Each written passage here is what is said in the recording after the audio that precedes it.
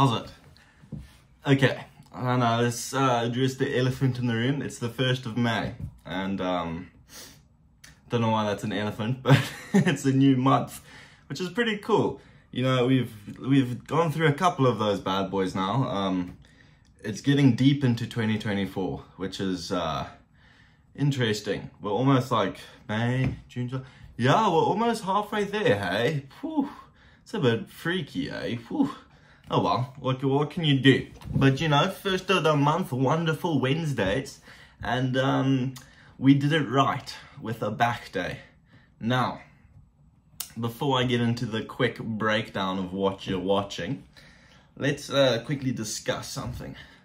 So, this is something I've been finding kind of interesting while I do my workouts, is I've been experimenting with my dietary factor before gym. So you may, if you remembered from a couple of videos back now, I did a fasted workout, which I got a really good pump from, and I looked really lean and really good. Now today, on the other hand, I did a fucking carb to shit workout. Like, I ate so much. Now, let's talk and contemplate over these matters. So, for fucking fasted workout, I was shredded as shit, got a really good pump, but I was actually lifting decently heavy. Now, for this back day, with the carved up, just massive meal beforehand, the workout was difficult to do in terms of I just felt really full and really bloated the whole time. Now, that being said, the pump, immaculate, like ridiculous. I think I'm gonna try to do this every workout now, because pump was crazy. I felt like an absolute mass monster the whole workout. Like, I just felt enormous. It felt like the food had just gone straight into my muscles, and I was like a walking, you know, Michelin man. You know, the fella from Ghostbusters, you know, the big marshmallow? That was me. Except bigger muscles. He's small in comparison. Then, yeah, I don't know the science behind it. So clearly you're not watching a science lifting person right now. You're just watching a bit of an idiot experimenting and figuring things out on his own without doing any research, which would probably cut down the experimentation time drastically. However, I'm kind of enjoying the experiments, you know? You find your own little fun in the ways of gym. I'm not in any rush to grow my muscles as efficiently as possible. I'm currently, you know, loving the process, finding joy in it, you know? Very nice. So, as you're currently watching, you are witnessing the one, the only back day on the Wednesday. Very nice. So, what did it consist of? Started with a little bit of lat pull downs. Not too heavy, not too light. Just in the middle, right where it belongs, you know?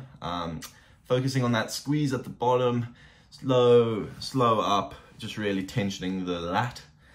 Then we supersetted that with V-bar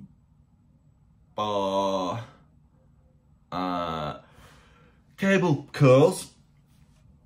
Still my favorite bicep movement, so what can you say? I do go quite heavy with them because it's kind of like, you know, it's one of those grunt movements which I like. Then we did a bit of T-bar rows, superseded that with some rope cable curls, and with the rope cable curls, once you hit failure with just going up, I kind of rode them to even more failure, because you can get a little bit more out of them, like that. Both of those, well, with the T-bar rows, just really squeezed. I didn't record the last set, but the last set I put on an extra plate because I'm starting to find 2 plates too light. So now we're on 3 plates. So I'm probably going to start just using 3 plates instead of 2 now, which is good. It means I'm getting stronger, which in turn means my muscles are getting bigger. Very nice. So what did we have next? A little bit of we had dumbbell pullovers, lower back,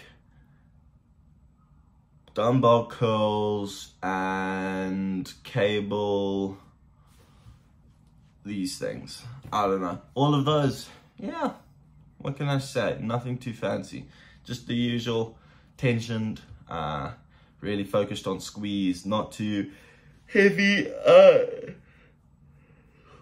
But with some of the movements I do go heavier because, you know, that's just become the normal weight.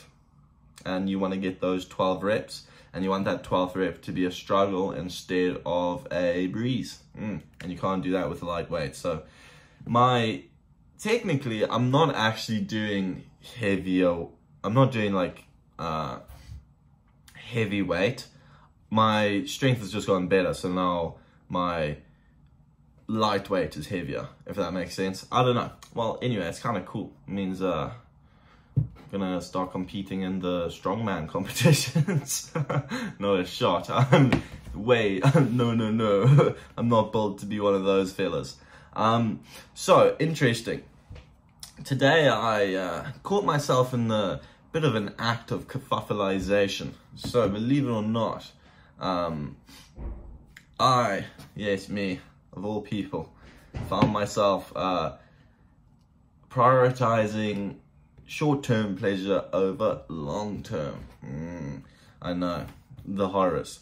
And it kind of got me thinking and just re-emphasized the importance in my head of what I'm feeling now, sure is great, but what I could have in the future is bigger, better, more enjoyable, and I'm sacrificing time I can be putting towards that future currently by, you know, doing this little bit of enjoyment. Now, that's not to say there's a criminal aspect to enjoying little things, you know. If anything, that's what you should be doing, is enjoying the little things.